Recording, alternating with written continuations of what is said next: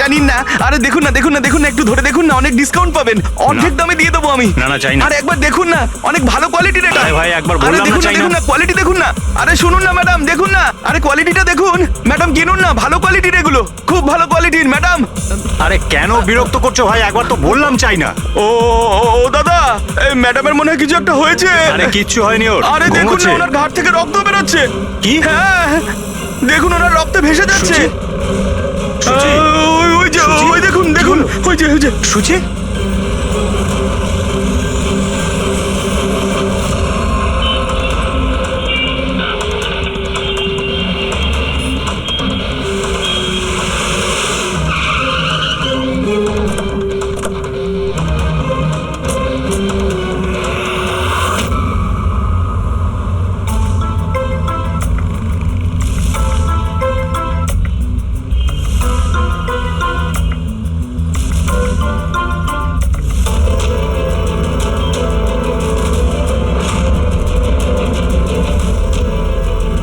অনেক রক্ত বেরিয়েছে, মনে হচ্ছে গুলি অনেকক্ষণ আগে চলেছে।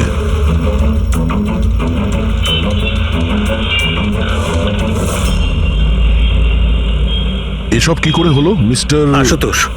আচ্ছা, আর এনার নাম কি? ইনি আমার স্ত্রী সুচি। মানে বলতে চাইছি আমার ex wife Suchi. Ex wife? এসব কি করে হলো? জানি না স্যার, আমি কিছু জানতেই পারিনি। কিচ্ছু জানো না? তোমার এক্স ওয়াইফ তোমার পাশের সিটে বসেছিল, গুলি চললো, তুমি কিচ্ছু জানো না? এটা কি করে সম্ভব? আমার হাজব্যান্ড কখনো মিথ্যে বলেন না। উনি যখন বলছেন উনি জানেন না, আই এম শিওর যে উনি কিছু জানেন না। আপনি আমি মিহিকা, ওনার প্রেজেন্ট ওয়াইফ। মিস্টার আশুতোষ, যখন সুচির গুলি লাগে আর পিছনের কাঁচটা ভেঙে যায় তখন নিশ্চয়ই শব্দ হয়েছিল, আর আপনি আমাদের বলছেন আপনি কিছুই জানেন না। আসলে গাড়ির মধ্যে খুব জোরে মিউজিক সিস্টেম বাজছিল আর সুচি ঘুমিয়েছিল। আমি কিচ্ছু বুঝতে পারিনি। ওই লোকটা কিছু জিনিস বিক্রি করতে এসেছিল। ও যখন আমাকে বলল তখন আমি বুঝতে পারলাম কি সুচি। গাড়িতে মিউজিক চলছিল আর সূচি ঘুমিয়ে পড়েছিল। অদ্ভুত, প্রায়শই লোকেদের ঘুম একটু আওয়াজেই ভেঙে যায়, আর এত লাউড মিউজিকে সূচি ঘুমোচ্ছিল। স্যার, আপনাদের কথা থেকে বোঝা যাচ্ছে যে আপনারা আমাকেই সন্দেহ করছেন। স্যার, আমি এটা কেন করব? সুচি আর আমার ডিভোর্স নিশ্চয়ই হয়েছিল, কিন্তু আমরা ভালো বন্ধু ছিলাম আর আমাদের যোগাযোগও ছিল। আপনি দীনেশকে জিজ্ঞাসা করে নিন। দীনেশ? স্যার, আমি সুচির ভাই।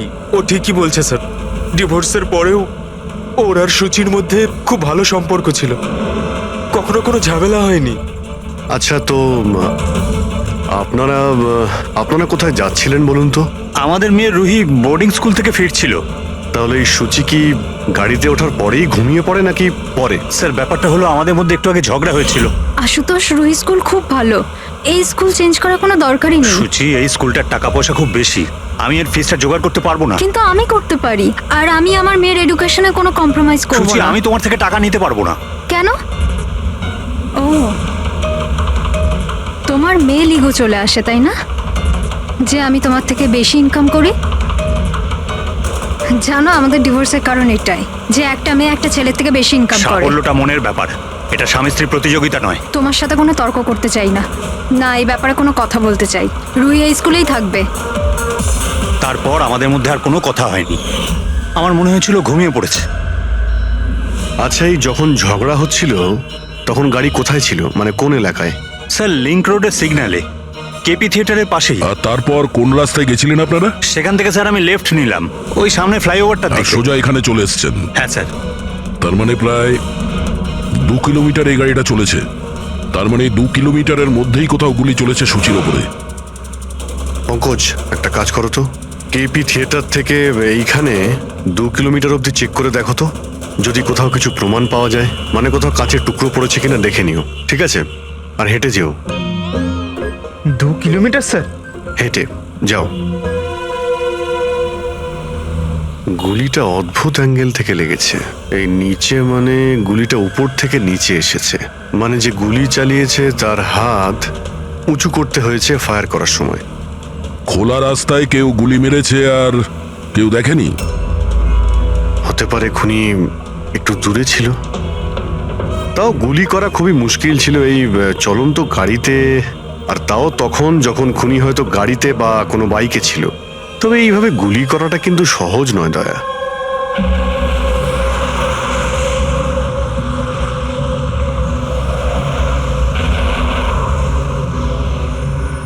রাস্তায় কোথাও গাড়ি দাঁড় করিয়েছিলে তুমি? সিগন্যালে দাঁড়িয়েছিলাম একবার, ব্যাস, আর কোথাও নয়। যদি সিগন্যালেও কেউ গুলি চালায় কিংবা অন্য কোথা থেকেও যদি গুলি চালায় তাহলে এম করার সময় তো টাইম লাগবে। তাহলে কেউ গুলি মারতে কাউকে দেখলো না কি করে? হ্যালো, হ্যাঁ স্যার, ঠিক আছে স্যার, আমরা পৌঁছাচ্ছি। কি হয়েছে? এসিপি স্যারের ফোন ছিল, আর একটা লাশ পাওয়া গেছে কামরি ব্রিজের নিচে।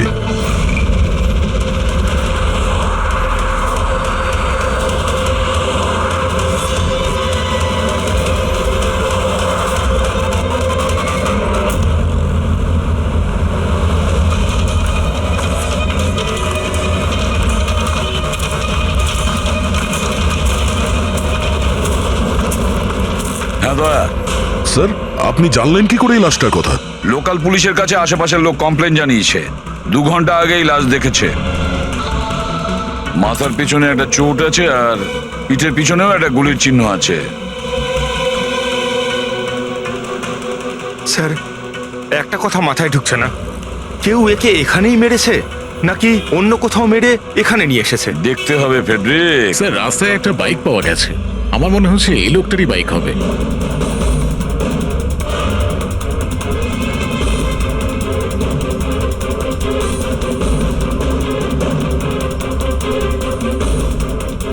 Skid mark.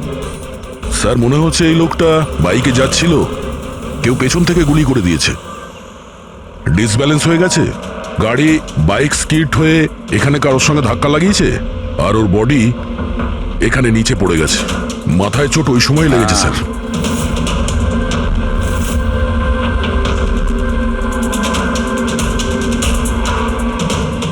স্যার, হ্যাঁ, কিছুতেই বুঝতে পারছি না এই লোকটা কে। এর কোনো রকম আইডেন্টিফিকেশন নেই। আমি মিসিং পার্সনস ব্যুরোতে জিজ্ঞেস করে দেখবো কি? ফেডরিক, এত তাড়াতাড়ি কেউ মিসিং পার্সনস ব্যুরোতে রিপোর্ট করে না। একটা কাজ করো, আরটিওতে গিয়ে এই বাইকের রেজিস্ট্রেশন চেক করো। ওখানেই সমস্ত ডিটেলস পাওয়া যাবে যে মালিক কে। ওই কেসটার ব্যাপারে কি হলো কিছু জানতে পারলে? না স্যার, খুব অদ্ভুত কেস, বুঝতে পারছি না গুলি কে চালিয়েছে আর কোথা থেকে। পুরো এলাকাটা খুঁজে দেখেছি স্যার, কিন্তু কিচ্ছু পাইনি। ট্রাফিক পুলিশরা কি বলছে? স্যার, ট্রাফিক পুলিশ, ওখানে দোকানদার যারা দাঁড়িয়ে ছিল তাদের সবাইকে জিজ্ঞেস করেছি, কেউ খুনির ব্যাপারে কিচ্ছু জানে না। তাহলে সূচির ওপর গুলি চললো কোথা থেকে? দেখতে হবে। স্যার, আমি বলেছি তো আপনাদের, আমি জানি না সূচির গুলি কখন লাগলো, কিভাবে লাগলো।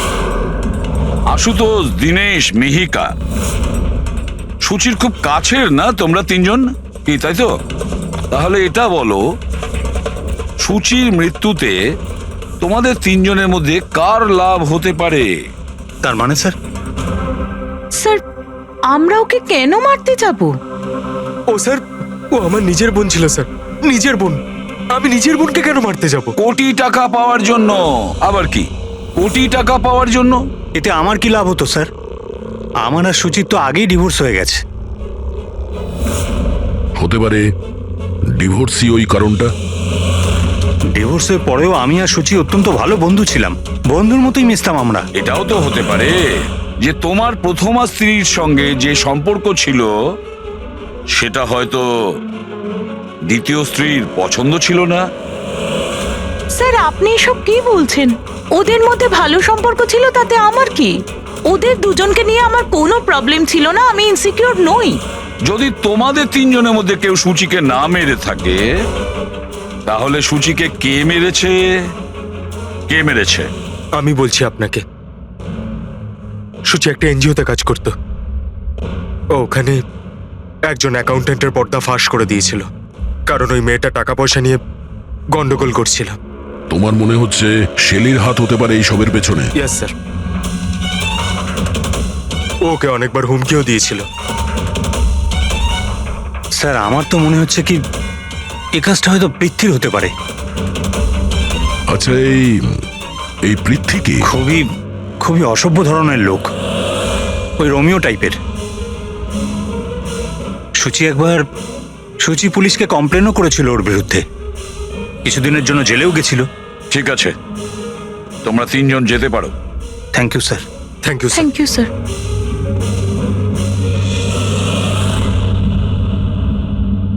স্যার, তিনজনকে বিশ্বাস হচ্ছে না।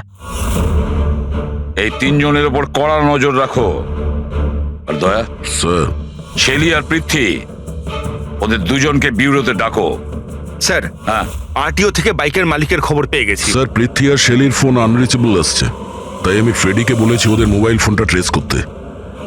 এ তো আমাদের ডেলিভারি বয় বিবেক। স্যার আমাদের বাইক তো ওই চালাতো। স্যার ওকে কে মেরে দিল? সেটা খোঁজারই চেষ্টা করছি। আচ্ছা, এই বিবেকের কারোর সঙ্গে কোনো শত্রুতা ছিল কি? না স্যার, ও তো খুবই সাদাসিধে ভালো ছেলে ছিল। কবে থেকে কাজ করছিল এখানে? গত 1 মাস ধরে রাজস্থান থেকে এসেছিল, খুব পরিশ্রমী ছিল। স্যার ও তো শহরে কাউকে চিনতও না। এ কোথায় যাচ্ছিল ডেলিভারি করতে? কোথাও নয় স্যার, আজ তো ওর ছুটি ছিল, ওই জন্য আমার বাইক নিয়ে ঘুরতে বেরিয়েছিল। আচ্ছা, ওর বাড়ির অ্যাড্রেস দিতে পারবেন? স্যার ওর বাড়ির অ্যাড্রেস তো নেই, ও এই দোকানেই শুতো।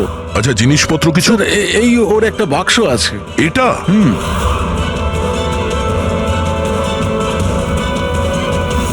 স্যার, এই লোকটার বক্স আর সবকিছু চেক করলাম, তাতেই সার্কাসের প্যাম্পলেট ছাড়া কিছুই পেলাম না। হয় ও সার্কাস খুবই পছন্দ করত, না হলে নিজের ফ্রি টাইমে প্যাম্পলেট বানিয়ে টাকা রোজগার করত। এটা এমন একটা মার্ডার যাতে কোনো সাসপেক্টই নেই। আচ্ছা, বিবেকের মতো এই ধরনের গরিব লোকদের মেরে কার কি লাভ হতে পারে? সেটাই তো। আর ওদিকে সূচি, দ্বিতীয় মার্ডার, যারা সন্দেহের তালিকায় অগণিত। তাদের মধ্যে যে কেউ গাড়ির সামনে গিয়ে গুলি করে মারতে পারে সূচিকে। না বস, আই এম সরি বাট আমি তোমার সঙ্গে একমত হতে পারছি না। কোন কথা? সেটা এই যে কেউ একে পাশ থেকে গুলি করেছে। তার মানে?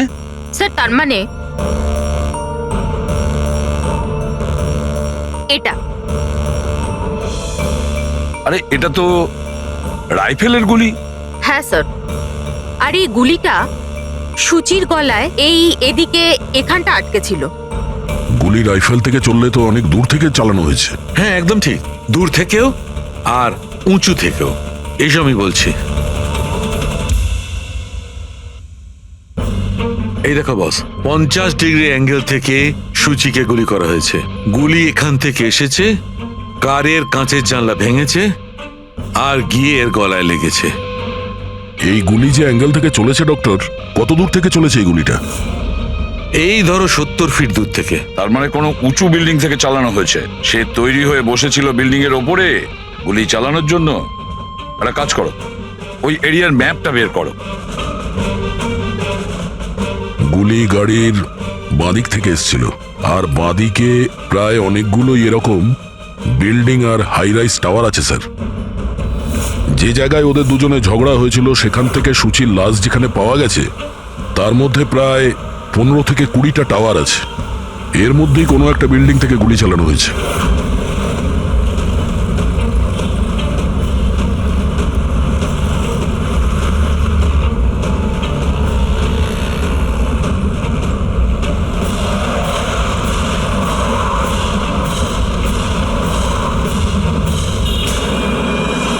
বাস ঠিক আছে।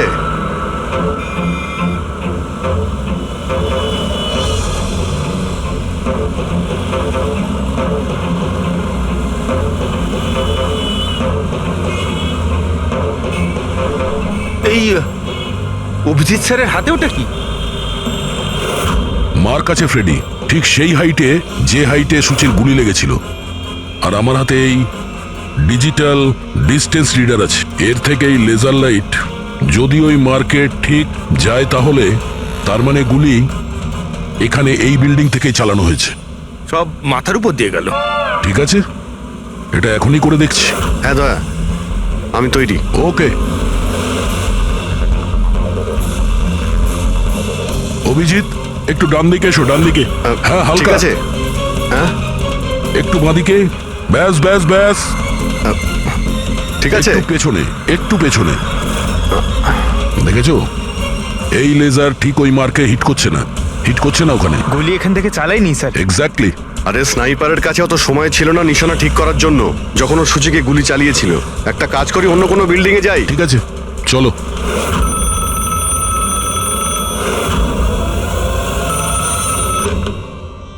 হ্যালো। হ্যাঁ হ্যালো, আচ্ছা এটা কি ফ্যান্টাসি সার্কাস জয়পুর রাজস্থানের অফিস? হ্যাঁ ঠিকই, বলুন। দেখুন, আমি মুম্বাই সিআইডি থেকে এসিপি পদ্মুমান বলছি। আপনার ওখানে কোনো বিবেক নামে কেউ কাজ করতো? হ্যাঁ হ্যাঁ, বিবেককে আমি চিনি তো। ও এই সার্কাসেই কাজ করতো। কেন, কি হয়েছে? কি কাজ করতো বলতে পারবেন আপনি? দেখুন স্যার, আপনার সঙ্গে সারাদিন ফোনে কথা বললে আমার শো ক্যান্সেল হয়ে যাবে। আমি আপনার কথা আমার মালিককে বলে দিচ্ছি, উনি আপনাকে ফোন করে নেবেন, ঠিক আছে? হ্যালো,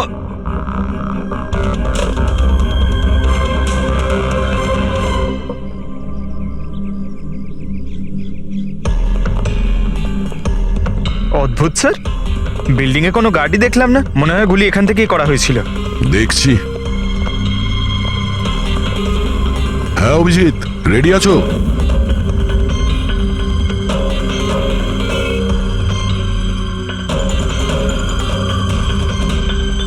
না অভিজিৎ, এখান থেকে টার্গেট ঠিকঠাক লাগছে না, একটু ডান দিকে এসো, ডান দিকে আর একটু। হ্যাঁ পারফেক্ট পারফেক্ট, এখানে লেগে গেছে নিশানা। তার মানে হলো সূচি এখানেই ছিল যখন ওর গুলি লাগে। পঙ্কজ, ফ্রেডি, একটু আশেপাশে দেখো ওই স্নাইপার কোনো প্রমাণ ফেলে গেছে কিনা। কিন্তু ভাই দয়া, এখানে তো কোনো স্পিড ব্রেকারও নেই। সে এমন কোন স্নাইপার হবে যে ওই বিল্ডিং এ বসে এত দ্রুত যাওয়া কোনো গাড়িতে নিশানা লাগাবে যেটা সূচির ঘাড়ে গিয়ে লাগবে? হ্যাঁ এটা তো সত্যি। আশুতোষ, যখন তোমার গাড়িটা এখানে ছিল, হ্যাঁ তখন কোনো কারণে তোমার গাড়িটাকে স্লো করতে হয়েছিল কিংবা দাঁড় করাতে হয়েছিল, কিছু মনে আছে? হ্যাঁ স্যার, আমি যখন ড্রাইভ করছিলাম তো গাড়ির সামনে একটা ভিখারি এসে গেছিল, আর আমায় ব্রেক করতে হয়েছিল। ভিখারি? হ্যাঁ কি হলো? এইদিকে কিচ্ছু নেই স্যার। কিছু নেই? ওদিকেও কিছু নেই স্যার। ওই ভিখারি দেখতে কেমন ছিল? স্যার, ওর এক হাতে তো একটা ক্রাচ ধরা ছিল, অন্য হাতে লাল পোটলা, গলায় গামছা, আর মাথায় অর্ধেক টাক ছিল। অভিজিৎ, এই ফ্লাইওভারের নিচে অনেক ভিখারি থাকে, ওদের মধ্যে কেউ একজন হবে। হ্যাঁ আমি শুনলাম আশুতোষ যা বললো ভিখিরির ব্যাপারে। আমি নিচে গিয়ে দেখছি। এই কে তোমরা? কাকে জিজ্ঞেস করে ওপরে এসছো? তুমি এখানকার ওয়াচম্যান, ডিউটিতে কেন ছিলে না? আমার ইচ্ছে। এই তোমরা কি আমাকে ডিউটি শেখাচ্ছ? সিআইডি। সিআইডি? জানো তোমার জন্য এখানে একজন মহিলার খুন হয়ে গেছে? আমার জন্য খুন? কেউ এই ছাদ থেকে একজন মহিলাকে নিচে গুলি মেরেছে, কি জানো ওই ব্যাপারে?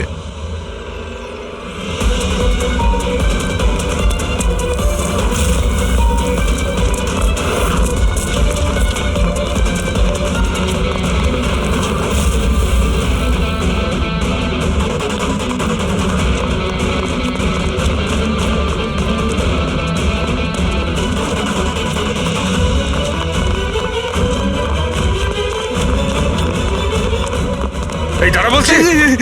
স্যার, স্যার আমি কিছু করিনি স্যার। স্যার আমাকে ছেড়ে দিন স্যার, আমি কিছু করিনি। কিচ্ছু করিসনি, কিচ্ছু করিসনি তুই, চল। আমি ভয় পেয়ে গেছিলাম স্যার। কেন ভয় পেয়েছিলি? কি জানিস এই খুনের ব্যাপারে? স্যার আমি টাকা নিয়েছিলাম, কিন্তু এটা বলেনি যে ও কাউকে খুন করতে চলেছে স্যার। কে ছিল ওই লোকটা? আগে কোনোদিনও দেখিনি স্যার। ও বলেছিল যে ও বিল্ডিং এর ছাদে গিয়ে ওর গার্লফ্রেন্ডকে প্রপোজ করতে চায়। স্যার ও 2 ঘন্টার জন্য 15,000 টাকা দিয়েছিল স্যার। আমি তো এত টাকা এক মাসেও কামাইনি স্যার কোনোদিনও। স্যার ও হেলমেট পরেছিল আর চোখে চশমাও ছিল।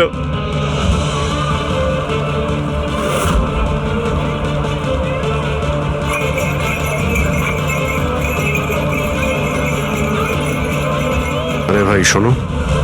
ও দাদা, আচ্ছা এখানে এমন কাউকে তোমরা দেখেছো যে মাথায় লাল গামছা বাঁধে, লাল রঙের একটা বোঁচকা আছে আর লাঠির সাহায্যে হাঁটেও? আরে দাদা শোনো, এমন কাউকে দেখেছো যে মাথায় লাল রঙের গামছা বাঁধে, লাল রঙের একটা বোঁচকাও রাখে আর খুঁড়িয়ে খুঁড়িয়ে হাঁটে? দেখোনি?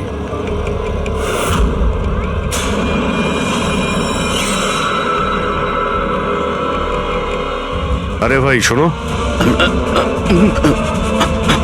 আরে ভাই শোনো, একটু কথা আছে। এই যে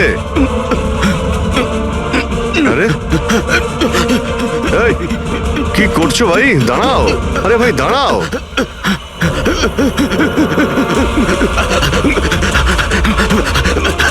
আরে আমি কিছু করিনি, আমার কাছে কোনো টাকা পয়সা নেই, আমি কোনো কিছু চুরি করিনি, আমি একজন ভিখারি। আরে ছেড়ে দাও তুই আমাকে। ল্যাংড়া সাজার নাটক করছিস? তুই জানিস ল্যাংড়াদের কতটা কষ্ট হয়? আরে কতবার করে বলবো, আমার কাছে কিছু নেই, আমি রাস্তার ভিখারি, আমি সত্যি বলছি। এই, তুই সেদিন ইচ্ছে করে লাল গাড়ির সামনে পড়েছিলি না?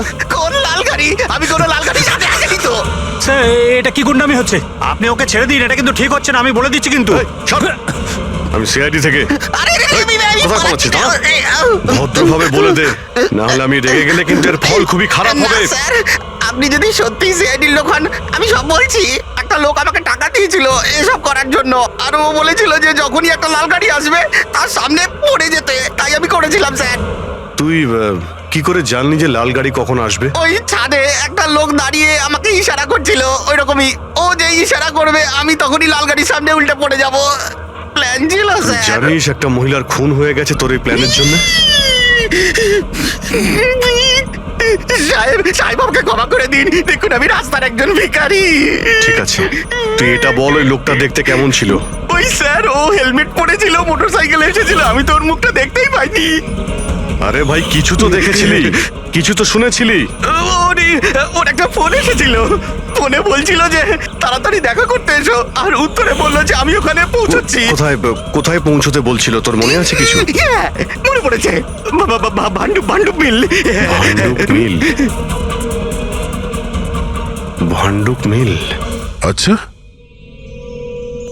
ঠিক আছে, ঠিক আছে, ফিরে এসো, আমি স্যারকে ইনফর্ম করছি। Okay sir. হ্যাঁ অভিজিৎ ভান্ডব মিল থেকে ফিরে আসছে। ও বলছে যে মিল একদম ফাঁকা পড়ে আছে, কোনো প্রমাণই ওর হাতে পড়েনি। খুনি তো ওখান থেকেই পালিয়ে গেছে, হতে পারে অভিজিৎ পৌঁছানোর আগেই ওখান থেকে ও পালিয়ে গেছে। পঙ্কজ। হ্যাঁ স্যার।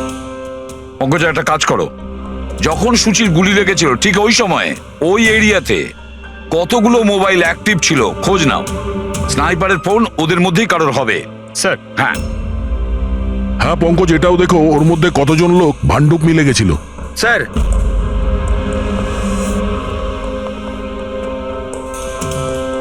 স্যার এ হলো শৈলী, এনজিওর অ্যাকাউন্টেন্ট। সুচি একটা এনজিওতে কাজ করত, ও ওখানে একজন অ্যাকাউন্টেন্টের পর্দা ফাঁস করে দিয়েছিল। আর এ হলো পৃথ্বী, যার বিরুদ্ধে সুচি রিপোর্ট লিখিয়েছিল। সুচি পুলিশে কমপ্লেনও করেছিল ওর বিরুদ্ধে, কিছুদিনের জন্য জেলেও গেছিল। আপনারা কি করে ভাবলেন যে সুচির মৃত্যুর জন্য আমি দায়ী? হ্যাঁ স্যার, আমিও তো এমন কিছুই করিনি, আমি তো কারোর মার্ডার করিনি স্যার। শেলি তোমার চাকরি চলে গেছিল সুচির জন্যে, আর তারপর থেকে তোমার এখনো পর্যন্ত কোনো চাকরি পাওইনি। ধার করে করে সংসারে খরচা চালাচ্ছ তুমি। হ্যাঁ, আর পৃথ্বী, এক সপ্তাহ তুমি জেলে ছিলে, নিজের এরিয়াতে তোমার খুব বদনাম হয়েছে, তাই তো? তো কি হয়েছে? যদি আমার কোনো বদনামের ভয় থাকতো তাহলে বাড়ি বদলে নিতাম, কারণ মার্ডার করতে যাবোই বা কেন আমি? আর স্যার এমনটা নয় যে আমি কোথাও চাকরি পাচ্ছি না, বলতে পারেন আমি আমার মতো কোথাও চাকরি পাচ্ছি না, এই জন্য আমি কোথাও জয়েন করছি না। আপনাদের আশুতোষ আর তার নতুন স্ত্রী, তাকে এসব প্রশ্ন করা উচিত। ওদের জীবন সুখী নয়, কিন্তু সবাইকে দেখিয়ে বেড়ায়। আশুতোষ তো সুচির কাছে ফিরে যেতে চাইছে, হয়তো ও নতুন স্ত্রীকে নিয়ে খুশি নয়, তাই। আর স্যার সুচির না ওর ভাইয়ের সাথেও বনিবনা ছিল না, সব সময় না ফোনে ঝগড়া করতে থাকতো। আচ্ছা, আর কি ব্যাপার নিয়ে ঝগড়া হতো এদের দুই ভাই বোনের মধ্যে? আসলে স্যার দিনেশ আশুতোষকে হুমকি দিয়েছিল ও সুচির থেকে দূরে থাকার জন্য, হয়তো সুচির এটা পছন্দ হয়নি। আর স্যার ও আমাকে আর একটা কথা বলেছিল, মেয়েকা হিংসে করে ওর আর আশুতোষের মেলামেশায়। 100% মনে হয় এদের মধ্যেই কেউ একজন ওকে মার্ডার করেছে। হ্যাঁ স্যার। আচ্ছা ঠিক আছে, যেতে পারো তোমরা দুজন, কিন্তু একটা কথা ভালো করে মনে রাখবে, যতক্ষণ না আমাদের ইনভেস্টিগেশন শেষ হচ্ছে তোমরা শহর ছেড়ে বাইরে যাবে না। এই কেসে কারোর কথার উপর ভরসাই করতে পারছি না স্যার, মনে হচ্ছে সবাই মিথ্যে কথা বলছে। হ্যাঁ, সে যেই হোক খুব বড় প্ল্যানিং করেছিল, প্রথমে ভিখারিকে টাকা দিয়েছে, একটা ওয়াচম্যানকে হায়ার করেছে, আর তারপরে স্নাইপারকে হায়ার করেছিল। আর ঠিক সময় আসতেই ও সূচিকে গুলি করে মারে। স্যার হ্যাঁ,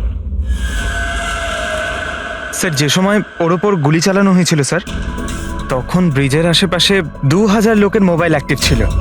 তাহলে ওই সময় কোন মোবাইল ফোন পাণ্ডু মিলের দিকে গিয়েছিল? একটা নাম্বার গিয়েছিল, কিন্তু সেটা প্রাইভেট নাম্বার, তাই ট্র্যাক করতে পারিনি। আর কি বলতে পারো এই নম্বরের ব্যাপারে? এটাই স্যার, ওটা মিল অব্দি গেছিল কিন্তু দাঁড়ায়নি, ওটা সোজা কামরি ব্রিজের দিকে চলে গেছিল, আর ওখান থেকে সিগন্যাল পাওয়া যাচ্ছিল না। কামরি ব্রিজ? স্যার বিবেকের লাশটাও তো আমরা ওখানেই পেয়েছি, এটা কোনো কোইন্সিডেন্ট হতে পারে না?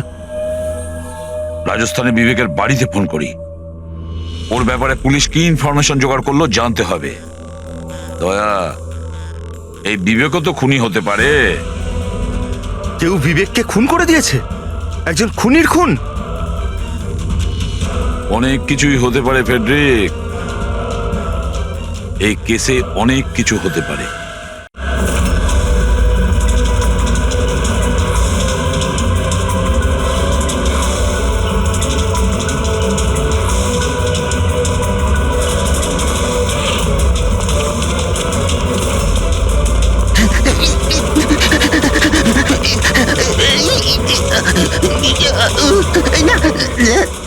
আরে তুই বারবার পালাস কেন? হ্যাঁ, বারবার আপনারা আমার পিছনে পড়ে আছেন কেন? পিছনে তোর পড়ে সঙ্গে আছেন কথা কেন? আছে। আমি কিছু কথা বলতে চাই না। অনেক হয়ে গেছে স্যার, আপনারা আমাদের এইভাবে বিরক্ত করতে পারেন কেউ না। তোমাদের জ্বালাতন করছে না, আমরা নিজেদের কাজ করছি, যাও। আমরা কিছু শুনতে চাই না, যান এখান থেকে। আরে একজনের খুন হয়েছে, তোমরা কি বুঝতে পারছো না? তা কি হয়েছে? আমরা কি খুন করেছি নাকি?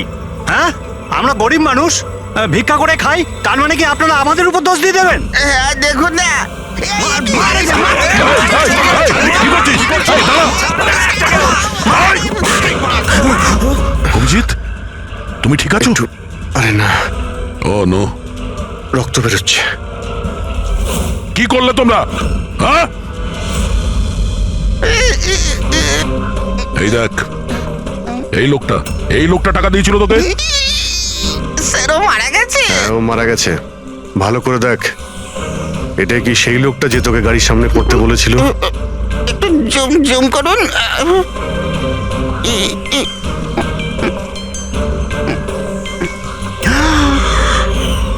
এমন ঘড়ি তো ও পড়েছিল। হতে পারে যে লোকটা একে টাকা দিয়েছে সেই প্রমাণটা লোপাট করার জন্য ওকেও মেরে দিয়েছে। চালায় বললাম আমি, ধরেছে তো ছাড়তে হ্যাঁ, পঙ্কজ। চাইছে না। হ্যাঁ, আচ্ছা, ও ঠিক আছে, ঠিক আছে, ওকে ওকে, থ্যাংক ইউ। পঙ্কজের ফোন ছিল, বলছিল যে বিবেক রাজস্থানে কোনো সার্কাসে কাজ করত, নিশানাবাদ ছিল। 1 মাস আগে ও সার্কাসের চাকরি ছেড়ে দিয়েছিল, বলেছিল মুম্বাইতে একটা বড় চাকরি পেয়েছে ও। আর হ্যাঁ, যাওয়ার সময় ওই রাইফেলটা ওটাও চুরি করে নিয়ে গেছিল। রাইফেল চুরি করে এনেছিল? হয়তো সুচির সুপারি নিয়ে এখানে এসেছিল, আর দোকানে এই জন্য কাজ করতো যাতে ওকে কেউ সন্দেহ না করে। হ্যাঁ, আর এই পুরো ষড়যন্ত্রের যে মাস্টার মাইন্ড, সে নিশ্চয়ই রাজস্থানে গেছিল বিবেককে সুপারি দেওয়ার জন্য। কে হতে পারে এই মাস্টার মাইন্ড, যাকে চোখের সামনে দেখেও ধরতে পারছি না?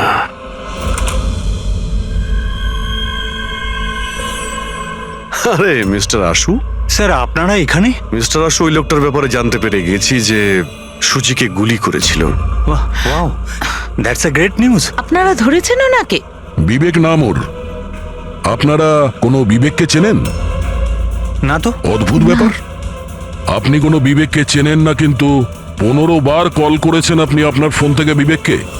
কি বলছেন? আমি যখন বলছি কোনো বিবেককে জানিই না, তাহলে আমি ওকে ফোন কেন করবো স্যার?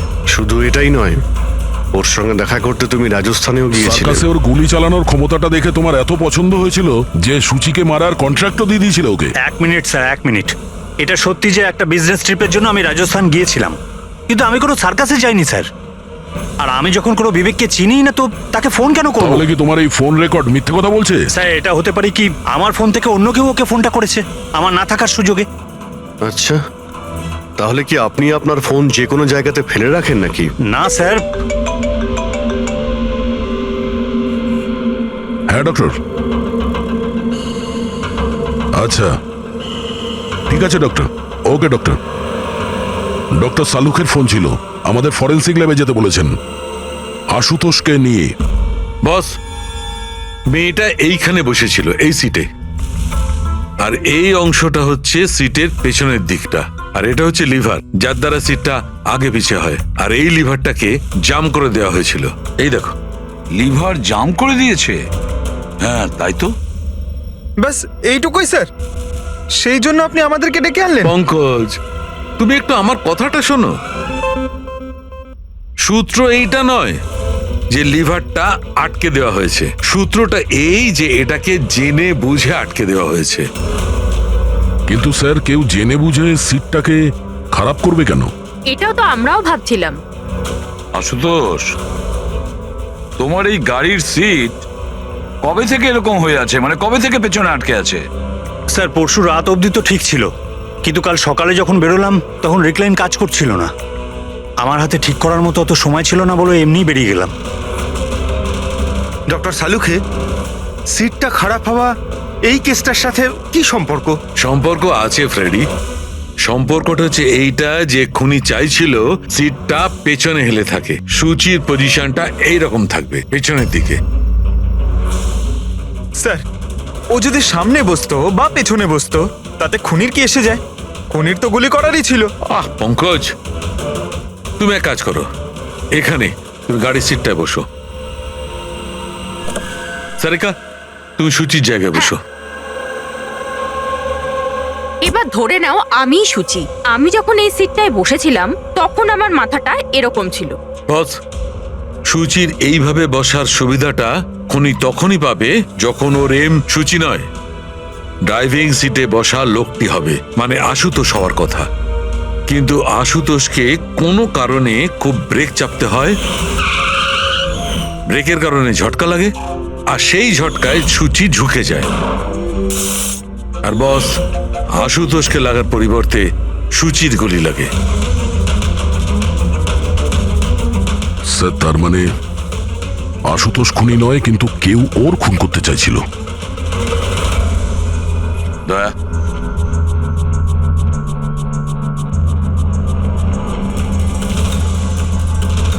আশুতোষ। হ্যাঁ স্যার। তুমি একটা কথা বলো, তোমার কি কোনো শত্রু আছে? এমন কোনো শত্রু যে তোমাকে প্রাণে মেরে ফেলতে চায়? ভেবে চিনতে বলো, ভাবো। না স্যার, আমার কারোর সাথে কোনো শত্রুতা নেই। না আশুতোষ, কেউ তো নিশ্চয়ই হবে যে তোমাকে প্রাণে মেরে ফেলতে চায়, তোমার সিটের লিভারটা জাম করে দিয়েছে। না স্যার, এটা তো হতেই পারে না, কারণ এই গাড়িটার একটাই মাত্র চাবি, আর সেটা সবসময় আমার কাছেই থাকে। আমি তো কিছুই বুঝতে পারছি না আমি স্যার, যে এসব কি করে হলো। কোনো ব্যাপার নয় আশুতোষ, ও যেই হোক না কেন আমরা খোঁজার চেষ্টা করব যে কে তোমাকে মারার চেষ্টা করছে। ঠিক আছে, চলো যাই, চলে এসো। হ্যাঁ স্যার। স্যার স্যার, আমরা আশুতোষকে ছেড়ে দিলাম কেন? খুনি যদি আবার ওর উপর আক্রমণ করে তাহলে? দেখে যাও তুমি পঙ্কজ, এবার আমরা আশুতোষের প্রতিটা মুভমেন্ট ট্র্যাক করব, সব কথা আমরা শুনতে পাবো। স্যার, সেটা কিভাবে? দয়া যে ট্রান্সমিটার বাগ লাগিয়ে দিয়েছে।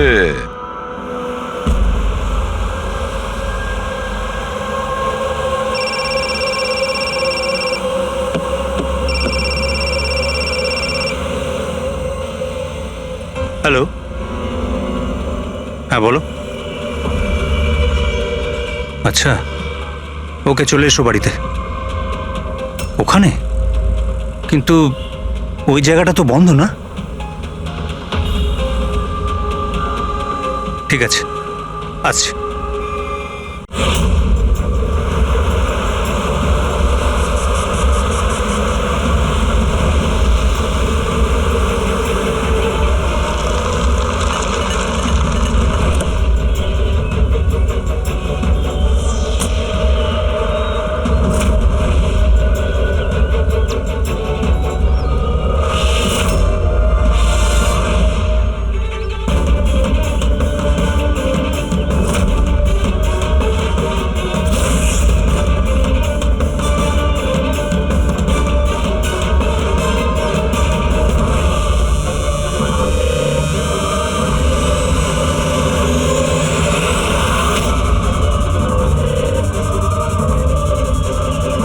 এটা কি করছো? গান? মাই গড, গুলির আওয়াজ পেলাম দয়া। তাড়াতাড়ি চলো, আবার একটা যেন খুন না হয়। স্যার এই তো আমরা পৌঁছচ্ছি। স্যার, হ্যাঁ, আমাদের যে এই সাসপেক্ট আছে, এক্ষুনি খবর পেলাম যে ও রাজস্থান গেছিল আশুতোষকে ফলো করতে করতে। ও তো আশুতোষের খুব কাছের লোক ছিল।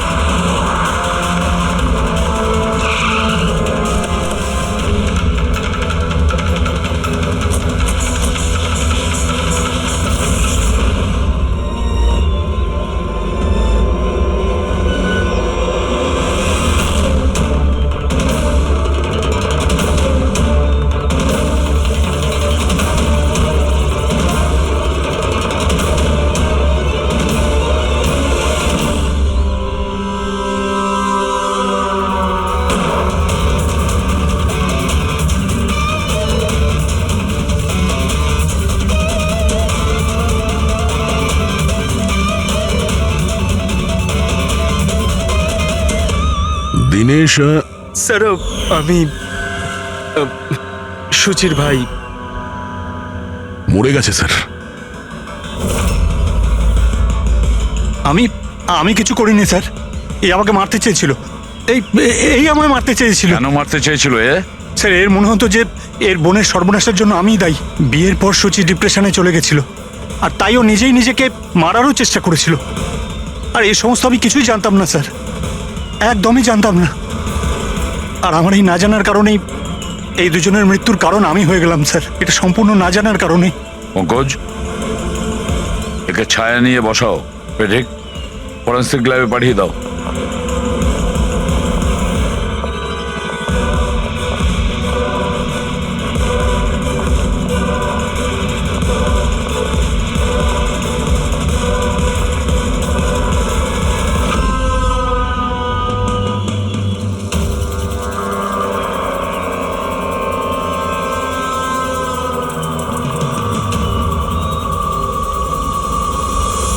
গল্পে একটা নতুন টুইস্ট।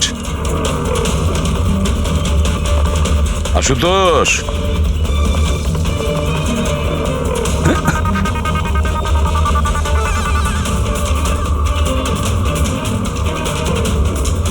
এটা কি চেনো? না স্যার, আমি ঠিক জানি না। জানো না? এক্ষুনি জেনে যাবে। পঙ্কজ, চেক করো ওকে। কিন্তু কেন? হাত উঁচু করুন, জানতে পেরে যাবেন আপনি। স্যার, আমি তো কিচ্ছু করিনি, আমি নিরপরাধ। আপনারা কেন আমার তল্লাশি নিচ্ছেন? আমার কথা বিশ্বাস করুন স্যার, আমার কাছে কিছু।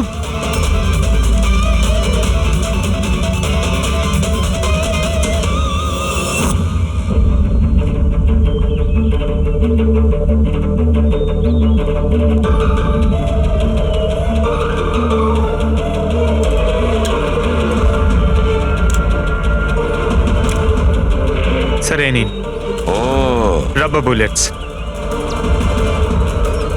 আমি জানি না স্যার যে এর থেকে কি প্রমাণ হচ্ছে। কি প্রমাণ হয়? হ্যাঁ, তুমি এই বন্দুক দিয়ে দিনেশের খুন করেছো, আসল বুলেট দিয়ে। হ্যাঁ, তাহলে এই গানটা কি করে এলো তোমার কাছে? আর ওই নকল রাবার বুলেট, ওটা কি করে ফায়ার হলো আর কখন? স্যার, প্ল্যান আমিই করেছিলাম। A to Z পুরো প্ল্যান আমার। সুচির মৃত্যু, দিনেশের মৃত্যু, আর ওই প্ল্যানটাও এই জন্য যে আপনাদের মনে হয় যে সুচির মৃত্যুটা ভুল করে হয়েছে, কিন্তু আসল টার্গেট আমিই ছিলাম। আর আপনাদের সন্দেহ যাতে দিনেশের উপর যায়। কিন্তু সমস্ত প্ল্যানটা নষ্ট হয়ে গেল, সবকিছু জ্বলে গেল। কেন মেরেছো তুমি সুচিকে? সুচিকে মেরে তুমি কি পেলে? সুচি আমার মেয়ে রুহিকে নিয়ে চিরকালের জন্য দেশ ছেড়ে চলে যেতে চেয়েছিল, আর এই কথাটাও আমার কাছে লুকিয়েছিল। আপনারাই বলুন স্যার, আমার একমাত্র মেয়েকে নিজের থেকে দূর কিভাবে করতে দিতাম? আর সেই জন্য তুমি বিবেক মানে একজন শার্প শুটারকে টাকা দিয়েছো নিজের স্ত্রী সূচিকে মেরে ফেলার জন্য। আর যেই ও তোমার কাজ শেষ করেছে ওকেও মেরে দিয়েছো। তুমি দিনেশকে কি এমন কথা বলেছিলে যে ও মারার জন্য তোমাকে এখানে চলে এলো? আমি আমার ওয়াইফকে দিনেশের কাছে পাঠালাম। কি? হ্যাঁ দিনেশ, আমি এক্ষুনি জানতে পারলাম যে আশুতোষই তোমার বোনকে মেরেছে আর ও তোমাকেও মারতে চায়। না না, আমি ওকে ছাড়বো না, মেরেই ফেলবো আমি ওকে। দিনেশ পাগল হয়ে গেছে নাকি? খুন করবে তুমি? ও আমার বোনকে মেরে ফেলেছে, আমি ওকে ছাড়বো না। আমার বোনকে এভাবে মেরে ফেলার আগেও একবারও ভাবলো না। না, যাই হয়ে যাক না কেন আমি ওকে ছাড়বো না, দিনেশ, আমি ওকে কিছুতেই দিনেশ, ছাড়বো না। দাঁড়াও, আমার কথা শোনো। আর সুযোগ পেয়ে ওর বন্দুকটা বদলে দিল। তাহলে দিনেশ তোমার ওপর যে গুলিটা চালাচ্ছিল সেটা নকল ছিল? হ্যাঁ, মারপিটের সময় আমি ওই গানটা বদলে দিয়েছিলাম যাতে আপনাদের মনে হয় কি আত্মরক্ষার জন্য আমি দিনেশকে মেরেছিলাম, আর আপনাদের সামনে আমি নিরপরাধ বলে সাব্যস্ত হই। কি রেখে গেলে তোমার ছেলের জন্য? না মা না বাবা। ওই সন্তানকে পাওয়ার জন্য তুমি ওরই মাকে মেরে ফেলেছো। আর এই অপরাধে তুমিও আজীবন জেলের গড়াদের পেছনে থাকবে। বলো আশুতোষ, কি পেলে তুমি নিজের ছেলেকে এইভাবে অনাথ করে? কি পেলে?